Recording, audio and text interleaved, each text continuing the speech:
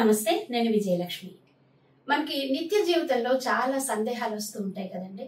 ఆధ్యాత్మికంగా కానీ లేదంటే నిత్య జీవితంలో ఎలా నడుచుకోవాలి, ఇలా రకరకాల సందేహాలు వస్తుంటాయి. ముఖ్యంగా మనకి ఉదయాన్నే వచ్చే సందేహాలు పూజల విషయంలో, దేవుడి గది విషయంలో. అలాగే వాస్తుకు సంబంధించి మనం ఉదయాన్నే పూజ చేసేటప్పుడు ఎలా చేయాలి, ఏ దిక్కును చేయాలి, లేదంటే పూజ గది ఏ దిక్కును ఉండాలి, ఇలాంటి సందేహాలు చాలా వస్తూ ఉంటాయి మనకి. అయితే దీనికి సంబంధించి జనరల్ గా అందరూ చెప్పేది పూజ గది ఎక్కడ ఉంటుంది, ఈశాన్య వైపు ఉంటుంది అని జనరల్ గా చెప్పేస్తారు. అయితే ఆ ఈశాన్య గదిలో ఉన్నప్పుడు కూడా పూజ గది ఏర్పాటు చేసుకునేటప్పుడు ఎటువంటి జాగ్రత్తలు తీసుకోవాలి అన్నది ఇంకా ఇంకా లోతుగా వెళ్ళి ఆలోచిస్తే అటువంటి సందేహాలు మనకు వస్తూ ఉంటాయి. మరి ఆ సందేహాలను తీర్చుకోవడం కోసం మన దగ్గర ఉన్నారు అరసవల్లి శ్రీ కుర్మం సింహాచలం దేవస్థానం, అలాగే కనక మహాలక్ష్మి అమ్మవారి దేవస్థానం ఆస్థాన పంచాంగకర్త దైవజ్ఞ శ్రీ తెన్నేటి శ్రీనివాస్ శర్మ గారు మన ముందు ఉన్నారండి. వారిని అడిగి ఈ సందేహాలన్నిటికీ కూడా సమాధానాలు తెలుసుకుందాం. శర్మ గారు నమస్కారం. నమస్కారం. జనరల్ గా ఈశాన్యం వైపు పూజ గది ఉండాలి అని చెప్తూ ఉంటారు. అది అందరూ చెప్పుకునేదే ఈశాన్యం వైపు పెట్టేస్తాం. అయినా కూడా అందులో కూడా ఇంకా కొన్ని సందేహాలు ఉంటాయి. అంటే ఈశాన్యం వైపు పెట్టినా కూడా ఇంకా ఎలా ఏర్పాటు చేసుకోవాలి పూజ గదిని అని, దాని గురించి కొంచెం వివరించండి. ప్రధానంగా కూడా అందరికీ కూడా తెలిసింది ఏంటంటే, సూర్యోదయం, సూర్యుడు ఏ దిక్కును ఉదయిస్తాడో ఆ దిక్కుని చూసుకుంటూ కూడా మనం దేవతా పూజలు, దేవతా విధానాలు ఏవైతే ఉంటాయో వాటిని కూడా ఆ దేవతా సంబంధమైన క్రతువులను కూడా నిర్వర్తిస్తే బాగుంటుంది ఉద్దేశంతో ప్రతి ఒక్కరు కూడా ఉదయాన్నే లేచి కూడా అంటే తూర్పు దిక్కు వైపు తిరిగి కూడా మన యొక్క కార్యక్రమాన్ని కూడా ప్రారంభిస్తూ ఉంటారు అన్నమాట. అందుకే కూడా సూర్యనారాయణ తూర్పు ఉదయిస్తాడు కాబట్టి తూర్పు ప్రాధాన్యతగా ఉంటుంది. మనం ఏ పూజ చేసినా సరే కూడా తూర్పు దిక్కును చూసుకుంటూ కూడా మనం ప్రారంభిస్తుంటాం. సాధారణంగా కూడా అందరికీ తెలిసిన విషయం ఏంటంటే, ఈశాన్య భాగంలో ఈ యొక్క దేవుడి గదిని నిర్మాణం చేసుకోవాలనేది కూడా ఉంది. శాస్త్రంలో కూడా ఈశాన్యమే ఉంది. ఆధునిక కాలంలో ఈ యొక్క దేవుడి యొక్క గదిని ప్రత్యేకంగా కూడా ఒక్క ఈశాన్య భాగమే అని కాకుండా ఈ ఈశాన్యం భాగంతో పాటుగా కూడా తూర్పు, ఉత్తర, ఈశాన్యాలు ఈ మూడు భాగాల్లో కూడా ఈ యొక్క దేవుడి గది నిర్మాణం చేసుకొచ్చి కూడా వాస్తు శాస్త్రాల్లో చెప్పబడి ఉంది అనమాట అండి. ఒక నుయ్యి తీసుకున్నట్టయితే కేవలం నుయ్యి ఈశాన్యమే కాకుండా మిగిలిన భాగాల్లో తూర్పు, ఉత్తర, ఈశాన్యాలు కూడా నుయ్యిని తీసుకోవచ్చు అనమాట అండి. అంటే సాధారణంగా అందరూ తెలిసింది నుయ్యి ఈశాన్యం అని. అదే విధంగా కూడా ఈ యొక్క దేవాలయం మన ఏదైతే ఇంట్లో ఉండే మందిరం ఏదైతే ఉంటుందో అది కూడా మనం నిర్మాణం చేసుకునేటప్పుడు కూడా కేవలంగా ఈశాన్యమే కాకుండా తూర్పు, ఉత్తర, ఈశాన్యాలు ఈ మూడు భాగాల్లో కూడా ఈ యొక్క దేవతా మందిరాన్ని మనం నిర్మాణం చేసుకోవచ్చు. అయితే ఈ మందిరాన్ని నిర్మాణం చేసుకునేటప్పుడు అనేక రకమైన కారణాలు, అనేక రకమైన విధానాలు కూడా ఉన్నాయన్నమాట. సాధారణంగా కూడా మనకు దేవతా మందిరం నిర్మాణం చేసుకున్నట్టయితే కొంతమంది కింద ఒక దిమ్మని ఏర్పాటు చేసుకుంటారు అన్నమాట. పూర్వకాలం నుంచి కూడా కొంతమందికి ఆనవాయితీగా కూడా ఒక పీని అంటుంటారు, దేవుడి గట్టు ఉంటారు అన్నమాట. ఆ పీనిని మనం చేసుకుని దాని మీద కూడా నిర్మాణం చేసుకుని పెట్టుకుంటుంటారు అన్నమాట.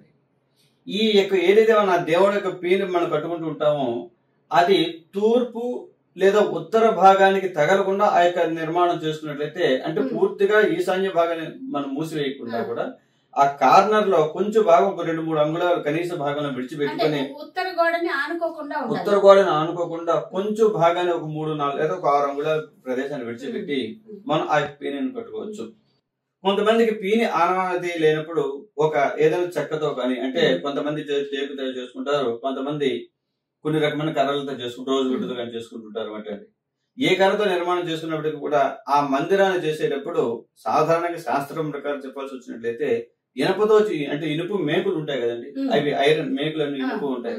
ఆ ఇనుప మేకులు లేకుండా ఆ పీటను ఏర్పాటు చేసుకోవాలని కూడా శాస్త్రంలో చెప్పబడి ఉంది అనమాట అండి. అంతకి లేని పక్షంలో మనం ఏం చేయాలన్నట్టు బ్రాస్ ఉంటే ఇత్తడి మేకులు ఉంటాయి కదండి, ఈ ఇత్తడి మేకులతో ఆ యొక్క ఏదైతే మనం పీటను ఏర్పాటు చేసుకుంటున్నామో వాటిని బిగించుకుని మనం దాని మీద దేవుని పెట్టుకున్నట్టయితే మనకి శుభ ఫలితాలు ఇస్తుంది.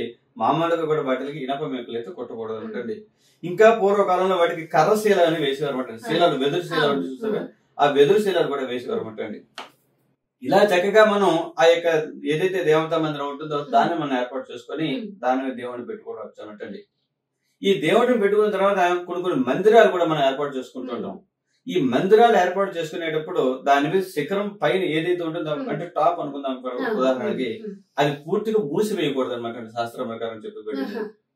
అంటే మనకి మామూలుగా అయితే స్లాబ్ మామూలు మూసి ఉంటుందండి, కానీ మనం ఏదైతే మందిరాన్ని ఏర్పాటు చేసుకుంటామో ఆ మందిరం అనేది మాత్రం ఖచ్చితంగా కూడా పూర్తిగా మూసివేయకుండా ఉండాలి. కనీసం ఒక 2-3 రంధ్రాలని మనం ఏర్పాటు చేసుకున్నట్లయితే అది మనకు అనుకూలంగా ఉంటుంది.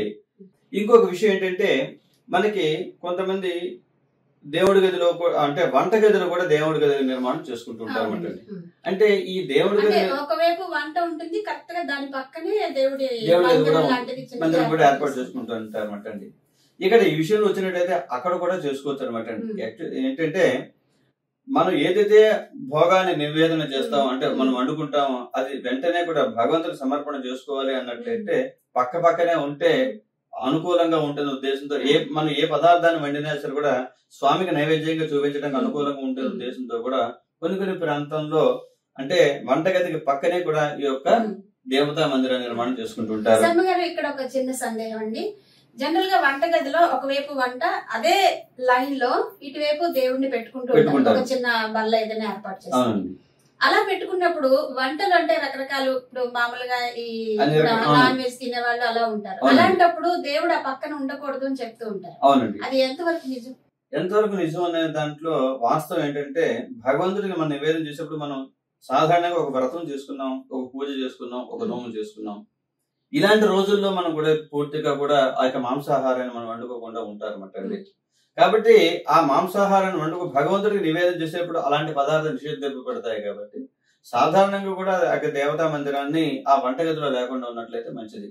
అయితే ఒకవేళ అదే దేవతా మందిరాన్ని ఆ వంటగదిలో నిర్మాణం చేయాల్సి వచ్చినట్లయితే ఏదైతే మీరు గట్టు ఏదైతే ఇప్పుడు ప్లాట్ఫామ్స్ అని వస్తుంటాయి, ఆ ప్లాట్ఫామ్ ఏదైతే ఉంటుందో అది దేవతా మందిరానికి అంటే ఆనించి ఉండకుండా మధ్యలో కొంత గ్యాప్ ఉంది, ఇది ప్రత్యేకంగా కూడా ఒక డోర్లు ఏదైనా ఒక తలుపులు ఏర్పాటు చేసుకున్నట్లయితే అదే పెద్ద దోషం అయితే ఉండదు. పూర్తిగా ఓపెన్ గా ఉండి అదే వంటగది అదే దేవుని గది అయితే మాత్రం అది దోషం అని చెప్పి వచ్చింది. ఇంకా స్త్రీ సమస్యలు కూడా కొన్ని ఉంటాయి కాబట్టి ఆ సమయంలో కూడా వంటకు ఖచ్చితంగా వెళ్ళేవాళ్ళు కొంతమంది ఉంటారు కాబట్టి ఆ సమయాల్లో కూడా కొంచెం ఇబ్బందులు వస్తాయి. కాబట్టి వీలైనంత వరకు కూడా దేవతా మందిరాన్ని సెపరేట్ గా అంటే ప్రత్యేకంగా ఉంచుకుంటేనే ఎంతైనా మంచిదని కూడా శాస్త్రంలో చెప్పబడింది. అయితే నేను ఒక విషయం చెప్పుకొచ్చినప్పుడు ఈ దేవతా మందిరాన్ని మనం వంటగదిలో అంటే ఆగ్నేయ గదిలో ఈశాన్య భాగంలో పెట్టుకుంటాం, కానీ ఇంటి మొత్తానికి చూసినట్లయితే తూర్పు భాగంలో వస్తుంది. ఇంకొక భాగంలో తీసుకుందాం అనుకోండి, కొంతమందికి ఈశాన్య హాల్ వస్తూ ఉంటుంది అంటే తూర్పు ఈశాన్యంలో మనకి హాల్ వచ్చి వెంటనే వస్తుంది, తర్వాత వంటగది ఉంటుంది. ఈ హాలులో ఆగ్నేయ మూలానికి దేవుని పెట్టుకుంటుంటారు సాధారణంగా కూడా. కొంతమంది ఏంటుంటారంటే ఆ గదిలో ఆగ్నేయానికి దేవుడి గది వచ్చిందని అంటుంటారు, కానీ అది తప్పు అనమాట అండి.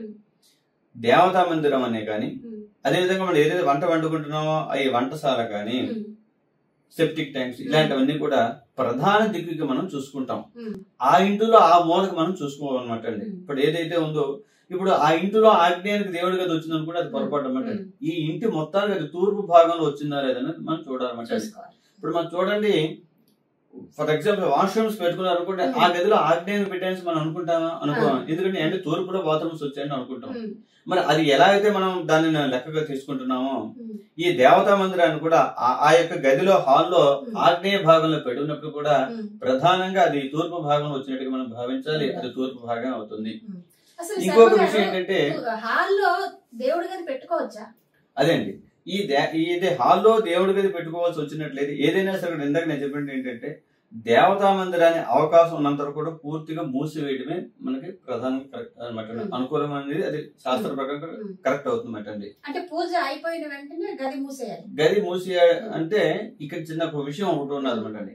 ఇప్పుడు ఒక ఈశాన్యం భాగంలో మనం దేవుడి గది నిర్మాణం చేసుకుందాం అనుకోండి. ఉదాహరణకి శాస్త్రం ప్రకారం కూడా గదికి 4 మూలలు సమానంగా ఉండాలి, లేకపోయినట్లయితే అది చతుర్భుజాలు కూడా దెబ్బతింటాయి అనమాట అండి. అలాంటి సమయంలో ఈశాన్య భాగంలో మన దేవుడి గదిగా నిర్మాణం చేసినట్లయితే ఆ దేవుడి గదిని ఒక 7 అడుగుల వరకు, ఇప్పుడు సపోజ్ మనకి స్లాబ్ ఒక 11 అడుగులు 12 అడుగుల వరకు ఉండొచ్చు అనుకోండి. ఈ దేవతా మందిరాన్ని 7 అడుగుల వరకు మనం నిర్మాణం చేసుకున్నట్లయితే ఆ ఈశాన్య భాగం పూర్తిగా పైకి మూసివేసి ఉండదు. అంటే ఉదాహరణకి మన హాల్లో ఒక లైట్ కానీ వేసుకున్నట్లయితే దానికి కాంతి ఆ దేవుడి గదిలో పడుతుంది. దేవుడి గదిలో ఏదైనా లైట్ వేసిన దానికి కాంతి హాల్లో కూడా పడుతుంది. లేదా మన దేవుడి గది తలుపు వేసినప్పుడు కూడా ఏదైనా ధూపం కానీ మనం వేసినట్లయితే ఆ ధూపం యొక్క పొగ కూడా మనకి హాల్లోకి వచ్చేటట్టు ఉండాలంటుంది. అది ఈశాన్య భాగాన్ని మనం మూసివేయకూడదు. అలా కానీ మూసివేసినట్లయితే పూర్తిగా ఆ ఈశాన్యం కట్ అయిపోతుంది. ఆ గదిలో ఆ ఈశాన్యం కూడా పైకి మూసివేసినట్టుగా ఉంటుంది. కాబట్టి దేవతా మందిరం తీసుకున్నప్పుడు ఆ విధంగా కూడా చేయాలంటండి. ఇక మీరు అడిగినట్టు ఏంటంటే వీలైనంత వరకు కూడా దేవతా మందిరాన్ని పూర్తిగా మూసివేయడం ఎంతైనా కరెక్ట్ అనమాట అండి. ఏంటి స్థలాభావం ఉంది, మాకు పెద్దగా స్థలం లేదు, దేవతా మందిరం ఎలా చేసుకోవాలన్నట్లంటే చిన్న అలమార ఏర్పాటు చేసుకుని కూడా దానికి వీలైనంత కూడా ఒక కర్టెన్ ఏదైనా ఏర్పాటు చేసుకోవచ్చు. లేని పక్షంలో ఒక చిన్న తలుపులు 2 ఏర్పాటు చేసుకుని దీపారాధన అయిపోయిన పూజ అంతా అయిపోయిన తర్వాత దాన్ని పూర్తిగా మూసివేయడం మంచిదన్నమాట అండి. అందుకే కొంతమంది దేవతా మందిరానికి ఏదైతే తలుపులు తయారు చేసుకుంటారో వాళ్ళకి చిన్న చిన్న గంటలు పెట్టుకోవడం, దీని కూడా సమస్యలు వస్తుంటాయి. గంటలు పెట్టొచ్చా లేదా అని. మామూలుగా ఉండే గంటల వాయిద్యానికి దీనికి సంబంధం లేదనమాట అండి. అది ఒక సాంప్రదాయాన్ని బట్టి కూడా ఉంటాయి. ఆ గంటలు పెట్టుకోవడం వల్ల పెద్ద ఇబ్బంది అయితే లేదు.